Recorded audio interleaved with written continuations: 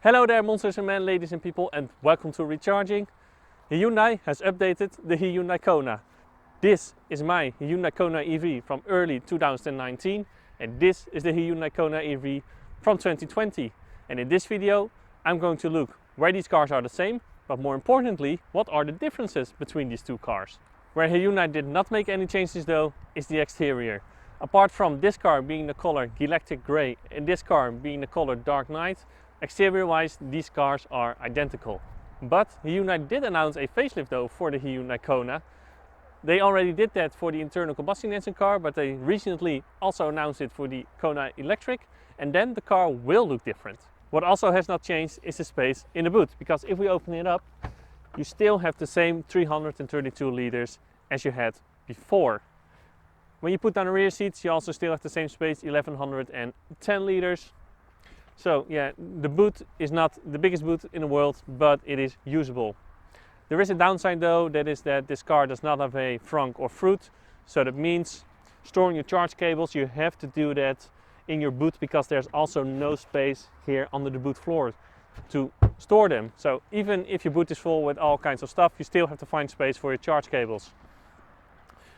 A thing that has changed though, we can find on the rear seats. So if you take place here on the rear seats of the Hyundai Kona 2020, one thing that you will notice though compared to the 2019 model, well at least if you have the high spec model, is that you do have heated rear seats. So people in winter will be very comfy.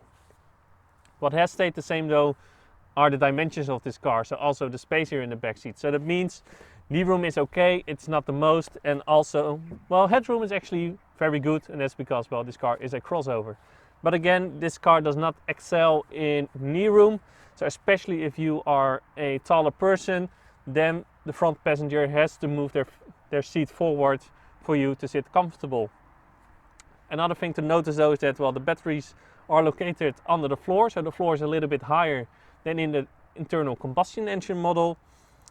What does that mean? That means two things. One, your knees are in a little bit of a higher angle than normally, and for some people that is uncomfortable on those longer trips. And second, if the front seat is at its lowest setting, that means you cannot shove your feet under the floor. So again, if you are a backseat passenger, ask your front seat passenger to raise up the seat a little bit and move a little bit forward. Here in the front interior things look very familiar to that of the Hyundai Kona EV 2019. So you still have this floating center console here in the middle. The quality of the materials is okay. I mean, you can see that this car is based off the B segment crossover. So again, the quality of the materials is okay, but not especially great. But the build quality of this car is actually very good. Hyundai makes very good cars and the build quality is, well, again, it's very good. You also have all the luxuries in here that you want, especially in this top range model. Heated seats, ventilated seats, heated steering wheel, of course climate control. But one of the biggest changes here is this infotainment system. This is the new infotainment system of Hyundai and Kia. The screen is larger than it is of that of the 2019 model.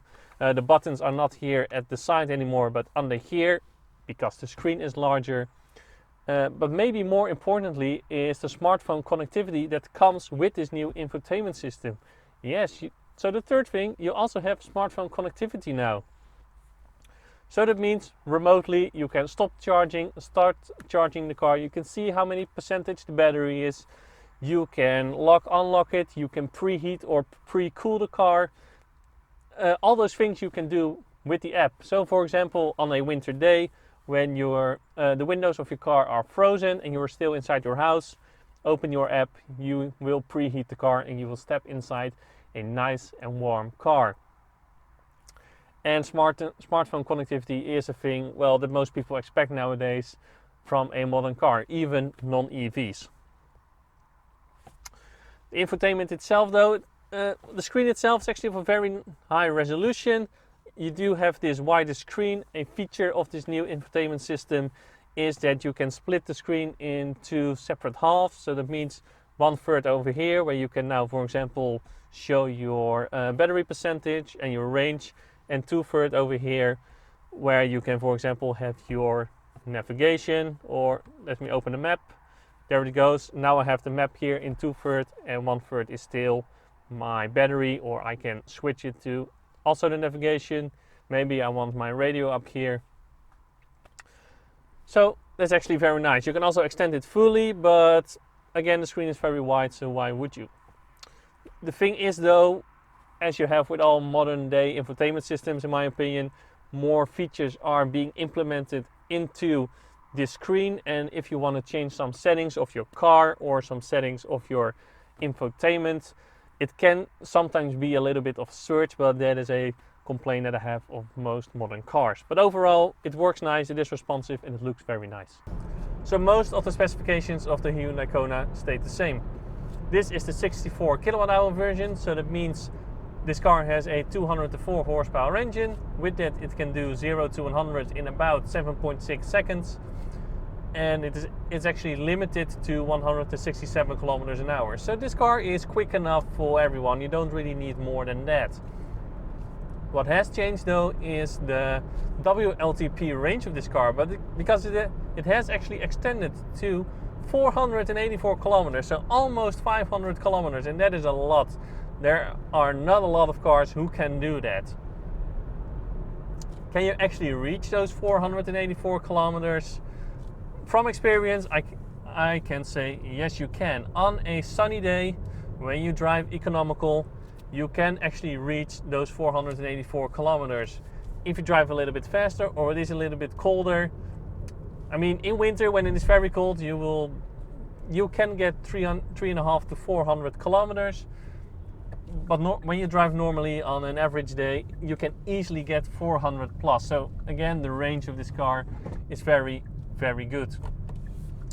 How did Hyundai do that? Well, as standard, the car comes with different tires, which help get that extra range, because the 2019 model as standard will come with Nexon tires.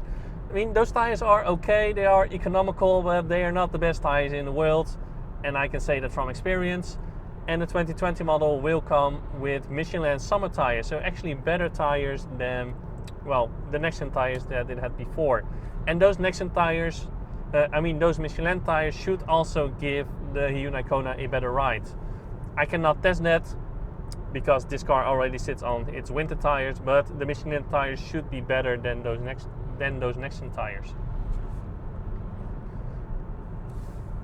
What else though? Well, the driving hasn't changed, so that means the Hyundai Kona is still more a comfortable car than a sporty car, and there's nothing wrong with that. I mean, don't get me wrong, you can get it through a fast corner and nothing weird will happen, but the suspension is comfortable, the steering is pretty light, so overall it is a more comfortable car than a sporty car. There are two things though, because, well, the wheelbase of this car is relatively small and the suspension is comfortable, so over speed bumps this car can be a little bit bouncy. And also on the longer trips on the highway, this car is quite sensitive to wind from the side, and sometimes this car has some troubles staying in its course, and because of that you have to correct more than you want to, and for some people that can be a little bit tiring on the longer trips. But overall, the Hyundai Kona is actually a very nice car and a very comfortable car to drive in. Maybe one of the most important changes you can find behind the charge port, and that is because from the 2020 model, the Hyundai Kona has a 3-phase onboard charger instead of a single-phase onboard charger. So that means on AC, like we do here, you can take up to 11 kilowatts instead of the 3.6 kilowatts that you could take normally on 16 amps.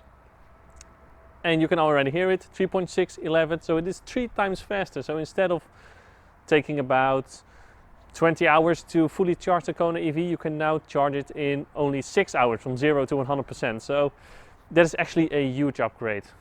DC charging capabilities though stay the same, so that means the car can take up to 75 kilowatts, and from 10 to 80% will take you about 35 to 40 minutes. The Hyundai Kona is not the biggest car in the world, but that is a thing that you know when you are going to buy this car. But what the Hyundai did with this update is make a great car even better. I mean, there are still a few cars that can match the efficiency and range of this car. Hyundai make sure that the Hyundai Kona stays up to date, and I still think that this is one of the best EVs that you can currently buy. So if you like this video, please give a like and subscribe. If you did not, please leave a comment below to see what I can improve.